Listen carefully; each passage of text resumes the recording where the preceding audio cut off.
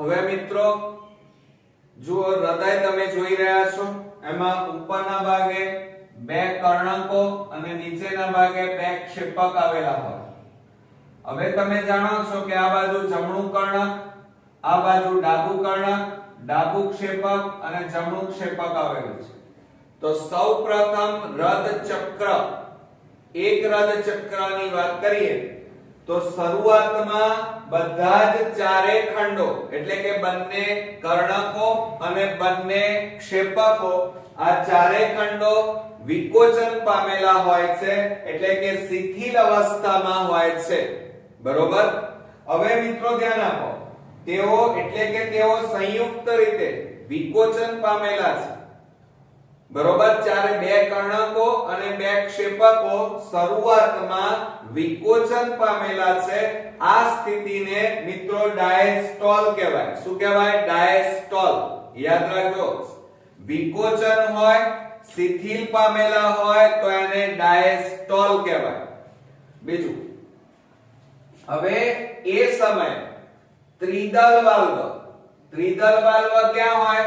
તો જમણા કર્ણક અને જમણા ક્ષેપકની વચ્ચે આ ત્રિદલ વાલ્વ આવેલો હોય, અને ડાબા કર્ણક અને ડાબા ક્ષેપકની વચ્ચે દ્વિદલ વાલ્વ જેને મિત્રલ વાલ્વ કહેવાય, એ મિત્રલ વાલ્વ અને ત્રિદલ વાલ્વ ખુલે છે, જેથી રુધિર, જેના કારણે રુધિર મોટા ભાગે ધ્યાન આપજો શું થાય છે? ફુસ્ફુસ શિરા અને મહાશિરામાંથી, એટલે કહેવાનો મતલબ આ અગ્ર મહાશિરા અને પશ્ચ મહાશિરામાંથી અશુદ્ધ રુધિર એ આ જમણા કર્ણકમાં અને ફુસ્ફુસ શિરામાંથી ઓક્સિજન યુક્ત શુદ્ધ રુધિર એ ડાબા કર્ણકમાં ઠલવાય છે.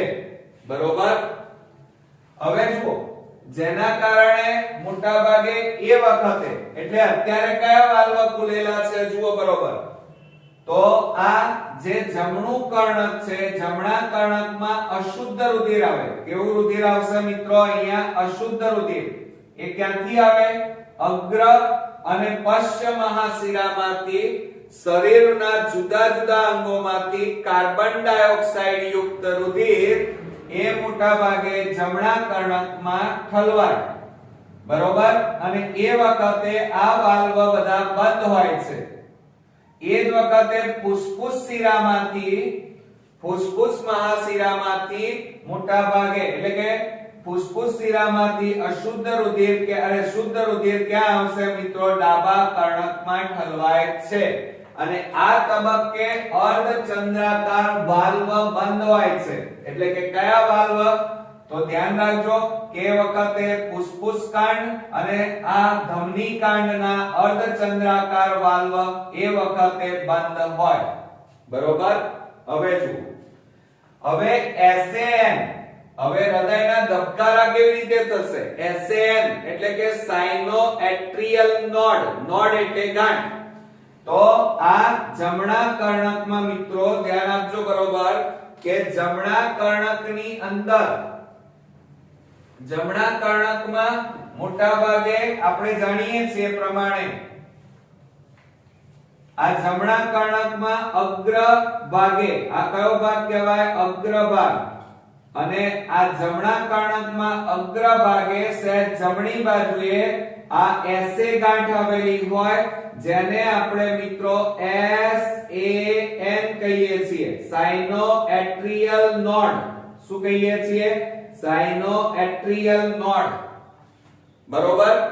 તો આ SA ગાંઠ એટલે કે SAN એ સક્રિય કલાબીજ સ્થિતિમાન, કલાબીજ સ્થિતિમાન એટલે વિદ્યુત અથવા સ્પંદન, બરોબર, અથવા ઉર્મી વેગ જેને કહેવાય, એ અહીંયાથી ઉત્પન્ન થાય SAN, જે બંને કર્ણકોને ઉત્તેજિત કરી કર્ણકોનું એક સાથે સિસ્ટોલ એટલે કે સંકોચન કરે છે. આ ક્રિયાથી રુધિરનો પ્રવાહ ક્ષેપકમાં આશરે 30% વધે છે. કેટલા ટકા વધે છે? 30%. તો એનો મતલબ એ થયો કે આ SAN નોડ એટલે ગાંઠ કલાબીજ સ્થિતિમાન એટલે કે ઉર્મી વેગ ઉત્પન્ન કરે. અને એ કલાવીજ સ્થિતિમાનના કારણે કર્ણકોમાં આ બંને કર્ણકો સંકોચાય એટલે આ ત્રિદલ અને દ્વિદલ વાલ્વ ખુલે એટલે એમાં રહેલું રુધિર ક્યાં ઠલવાય? ક્ષેપકમાં ઠલવાય. એટલે ક્ષેપકમાં જે રુધિર છે ઓલરેડી ત્યાં રુધિર છે જ થોડું અને ઉપરથી થોડું રુધિર વધારે આવ્યું તો ધ્યાન આપજો કે આ કારણે એટલે કે કર્ણકો સંકોચાયા જેના કારણે ક્ષેપકોમાં આશરે 30% રુધિરમાં વધારો થાય છે. ક્લિયર? યાદ રાખજો. હવે ક્ષેપકોમાં ધ્યાન રાખજો, ક્ષેપકોમાં સક્રિય કલાવીજ સ્થિતિમાનનું સંચાલન AVN અને AV જૂથ દ્વારા થાય છે. કઈ જૂથ દ્વારા? AVN અને AV જૂથ. હવે ક્યાં આવેલું હોય? તો જુઓ આ જમણા કર્ણકમાં પશ્ચ ભાગે. કયા ભાગે મિત્રો? પશ્ચ ભાગે. આ રહ્યું જેને આપણે શું કહીએ છીએ? AVN, atrioventricular node. એને શું કહેવાય મિત્રો? એટ્રિયો વેન્ટ્રિક્યુલર નોડ કહેવાય. A V અને N, એટ્રિયો વેન્ટ્રિક્યુલર નોડ. અને આ SAN માંથી સંવેદના ક્યાં જાય? AVN માં. AVN માંથી સંવેદના અહીંયા વચ્ચેના ભાગે આ ગોળ ટપકું કર્યું ત્યાં જેને આપણે શું કહીએ છીએ? AV જૂથ અથવા AV ગાંઠ પણ કહેવાય. એ AV એટ્રિયો વેન્ટ્રિક્યુલર માં જાય છે. બરોબર? હવે બરોબર ધ્યાન રાખજો. SAN માંથી સંવેદના ક્યાં ગઈ? AVN માં. AVN માંથી સંવેદના ક્યાં જાય? AV જૂથમાં. ધ્યાન રાખજો, AV જૂથમાંથી સંવેદના હવે ક્યાં જાય છે? અહીંયા. ધ્યાન આપજો બરોબર. અહીંયા આ જે ભાગ હું દોરી રહ્યો છું જેને હિઝના સ્નાયુ જૂથ કહેવાય. શું કહેવાય? હિઝના સ્નાયુ. બરોબર? હવે આ હિઝના જે સ્નાયુ છે એમાં કલાવીજ સ્થિતિમાન જાય જે બે ક્ષેપકોની વચ્ચેના ભાગમાં આવેલા સ્નાયુ છે પડદામાં. અને એ સંવેદના ત્યારબાદ મોટા ભાગે આગળ જતા એમાંથી નીકળતી ચેતાઓ, આ ચેતાઓ આ રીતે ચેતાઓ જેને આપણે પર્કિંગ તંતુઓ તરીકે ઓળખીએ છીએ. કયા નામે ઓળખીએ છીએ મિત્રો? પર્કિંગ તંતુઓ તરીકે ઓળખીએ છીએ. એટલે જુઓ SAN માંથી સંવેદના ક્યાં ગઈ? AVN. AVN માંથી સંવેદના AV જૂથમાં. AV જૂથમાંથી હિસ સ્નાયુ જૂથમાં. હિસ માંથી પર્કિંગ તંતુમાં જાય એટલે ક્ષેપકનું શું થાય મિત્રો? સંકોચન પ્રેરાય. જુઓ સંકોચનને સિસ્ટોલ કહેવાય. શું કહેવાય? સિસ્ટોલ.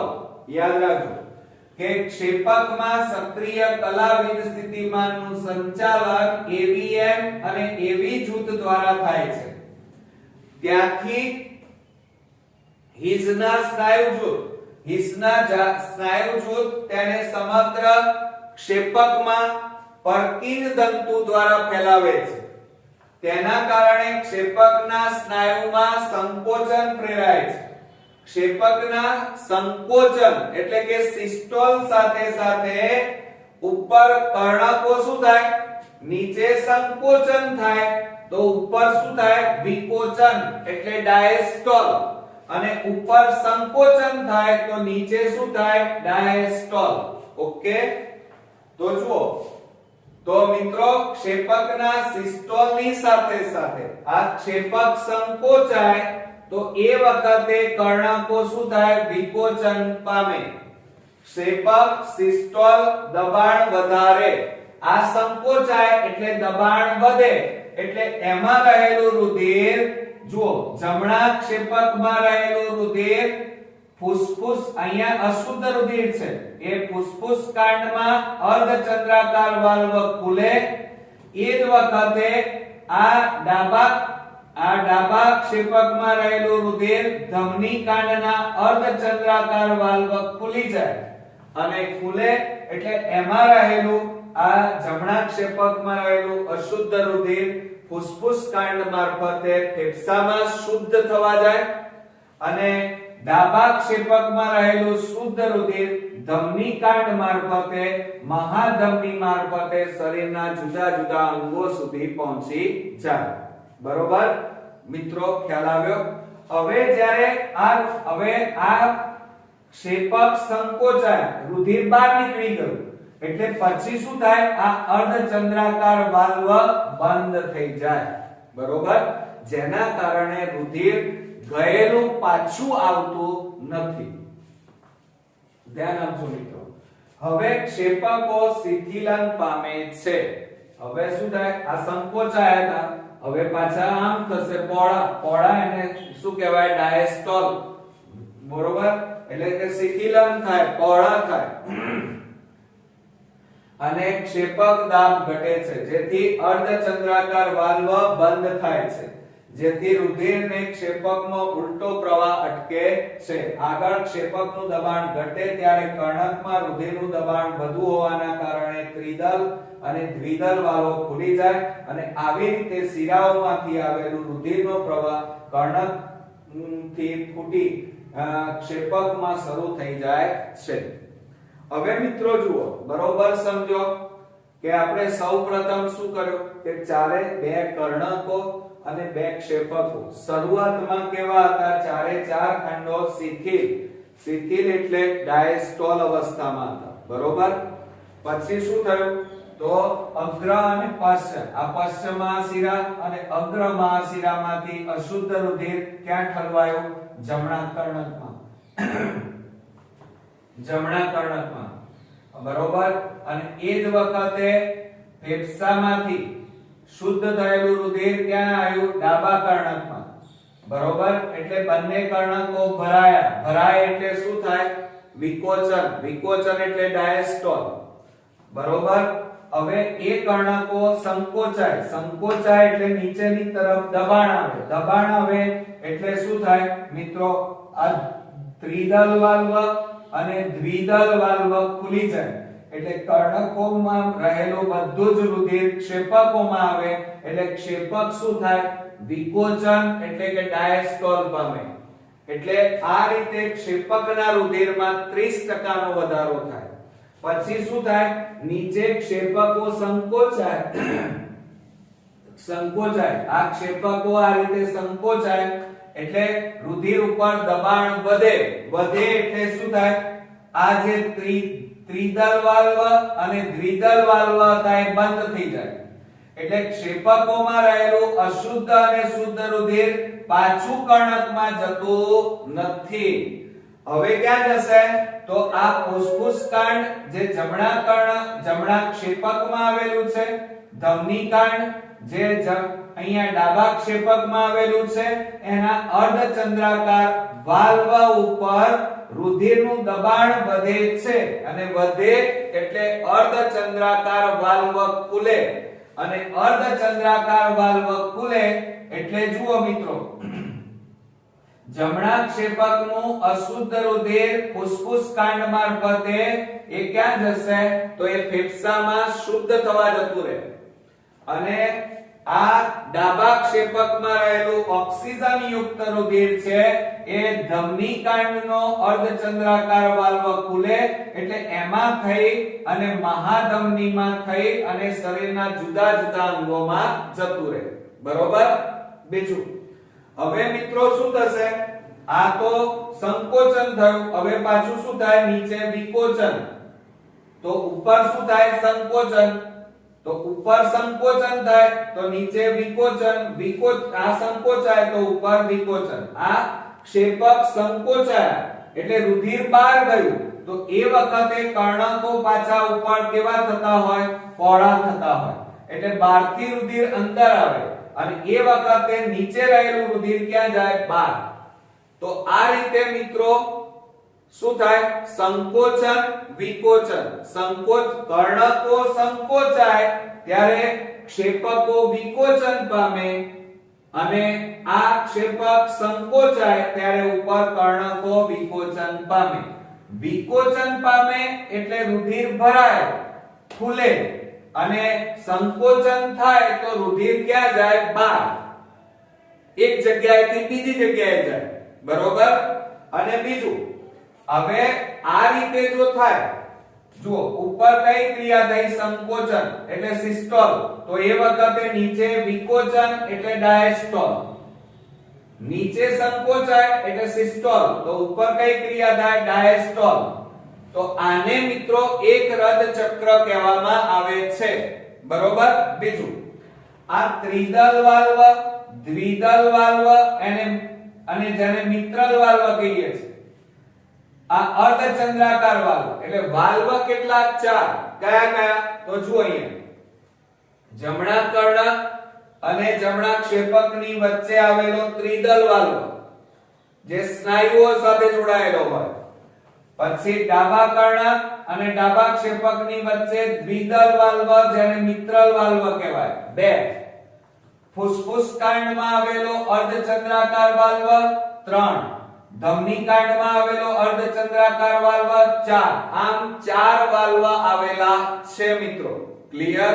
ખ્યાલ આવે ને? તો આ રીતે મિત્રો આપણું હૃદય સતત મોટા ભાગે ધબક્યા કરે છે, પરંતુ આ ધબકારાની ઉત્પત્તિ ક્યાંથી થઈ? તો SAN ગાંઠમાંથી થઈ. ગાંઠને નોડ કહેવાય. SAN અહીંયા કલાબીજ સ્થિતિમાન એટલે કે ઉર્મી વેગ ઉત્પન્ન થાય. એ ઉર્મી વેગ કોને મળે? ABN ને.